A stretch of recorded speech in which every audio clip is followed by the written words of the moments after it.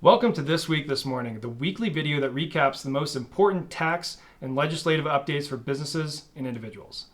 The most important thing that happened this week was that the SBA released their PPP loan forgiveness application. And why is this important? Well, if you received a PPP loan, this is the application that you're going to be completing and submitting to your bank in order to receive loan forgiveness. This form will be updated because, as we've come to find out over the past 2 months or so, nothing that the SBA releases is ever quote unquote final. So some of the major developments here are, number one, the 8-week covered period can now start on the first day of the first new pay period after the funding of the loan. Number two, payroll for business owners cannot exceed their 2019 compensation on an annualized basis.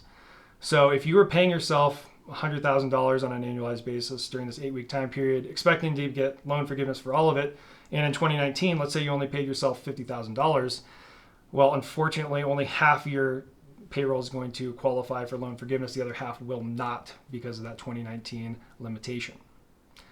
Number three, there is some wiggle room for utilizing retirement contributions and health insurance costs in your loan forgiveness application, as the application currently allows for the expenses to be either incurred or paid during this 8-week covered period to qualify for loan forgiveness. So for a deeper dive on the specifics of the application, check out our 2 most recent blog posts written by Dark Horse's own John Warner. So what's ahead? Well, right now there's a significant push going on to modify the 8-week rule and the 25% limitation on spending for rent and utilities. Regarding the 8-week rule, we expect to see some additional noteworthy modifications come through in the next couple of weeks. We believe that this will be in the form of either an elongated time frame or a more flexible start date to the existing 8-week time frame. The reason here is rather simple. It's becoming pretty obvious that businesses are paying their employees to either do nothing or do very little if they're not able to open their business, or if they're only able to open at half capacity. So as always, we will be keeping a close eye on this and other relief-related legislation, and we'll continue to provide updates here.